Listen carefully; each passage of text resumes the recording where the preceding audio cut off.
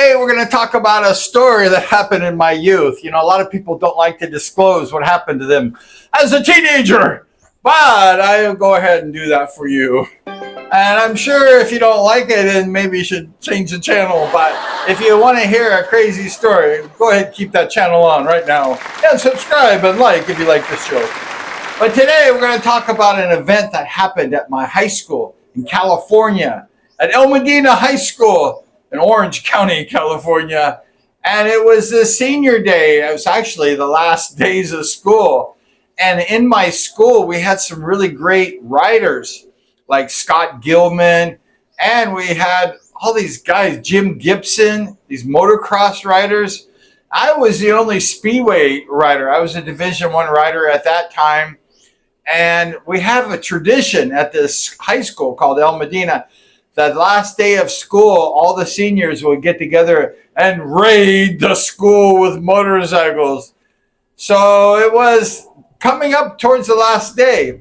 And the principal got on the intercom about a couple days before graduation. And he said, "We will not have the people riding the motorcycles on the campus this year.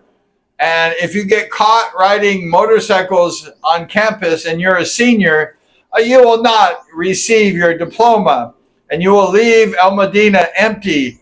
And I was thinking, like, I want my high school diploma. I work for my diploma. And then I thought about it and I said, "No, Brian, you're going to do that." So I went ahead and talked to one of my friends, a couple of my friends actually, and they were pitting for me. And it came to the last day of school, the last day of high school. Isn't that something we're celebrating? It's definitely something we're celebrating to me. And I put on my motorcycle uniform at home. It was during nutrition. And I had my two buddies help me. And I got my motorcycle uniform put on. And I duct taped my last name on my leathers, my back, so nobody would recognize me. However, the whole school knew that I was a Speedway racer. And they knew who I was, but I was thinking, nobody will find out. And they did find out later on. So I went ahead and had my pit guys drive my van to the school. We drove the van behind the Fred Kelly Stadium. You can't do that anymore, but back in that time you could. So we drove the motorcycle back there with the van, and we opened the door.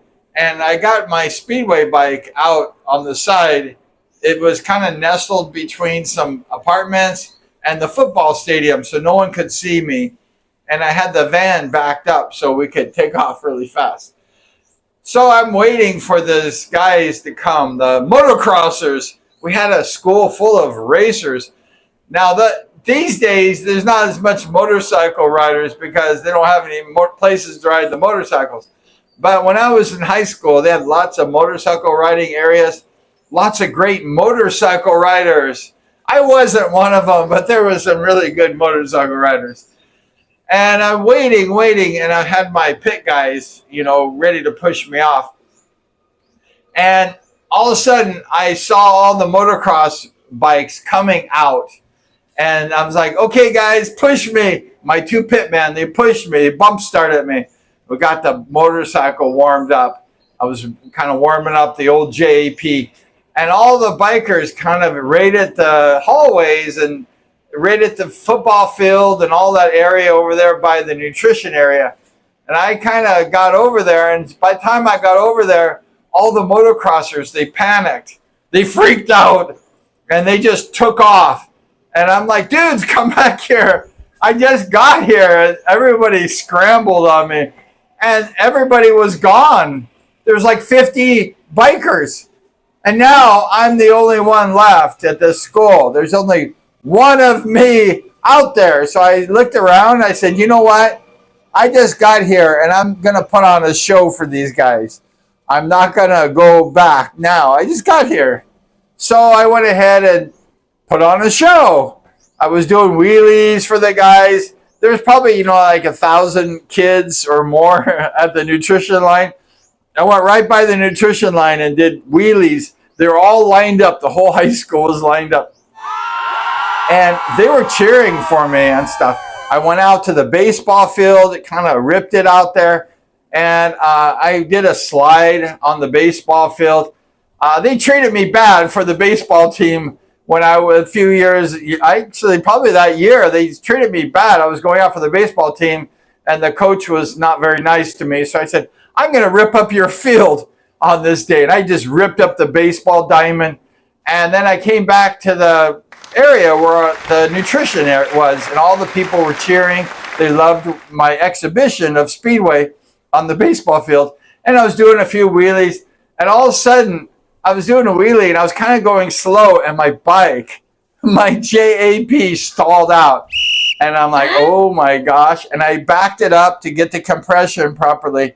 And I look over at the stands, and the vice principal was running after me. He was running, and he had these big cowboy boots, these shit kickers, and he was like 35 years old, so he wasn't very old. And he was running after me. He was gonna get me. And I'm like, whoa! So I was by myself because I was alone out there. I kind of pushed the bike. It was warm at the time. And I start bump starting it. And I look over, and the guy's grabbing my neck. The vice principal's grabbing my neck. I go, come on, baby, get going. And just as he's grabbing my neck, just as he's getting me his prey, my bike started and took off. And the guy lunged for me. And he fell face first on the ground. Everybody was laughing at the vice principal. I was scared out of my wits, and I made it by like that much.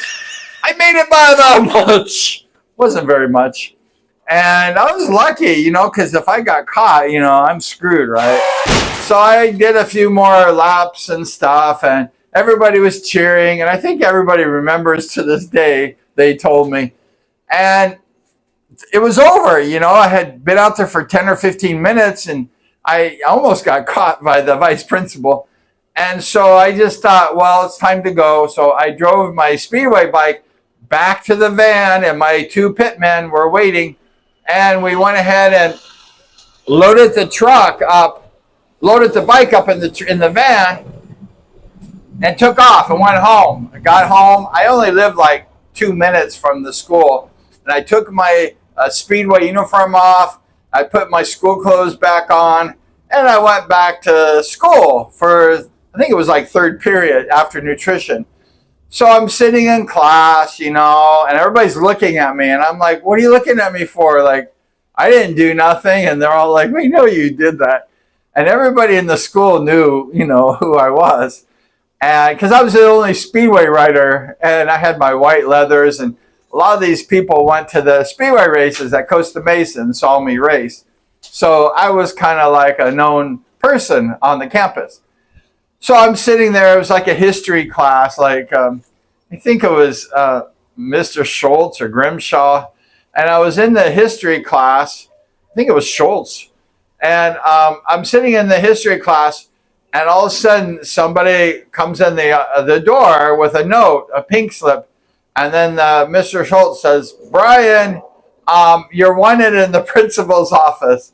And I'm like, oh my gosh. So I went ahead and went to the principal's office. And the principal was mad. And I went in there, and he said, don't you say you didn't do anything. I know that was you out on the field, and you made trouble for my vice principal. And you're in trouble, young man. You're in very big trouble. And you will not graduate from this high school because you got caught. And I said, excuse me, can I talk for a second? And he says, yes, you can talk. What? Don't deny it. Don't you deny it, young man, because he's used to the kids always lying and stuff. And I said, no, I did it. I admit I did it, but I didn't get caught.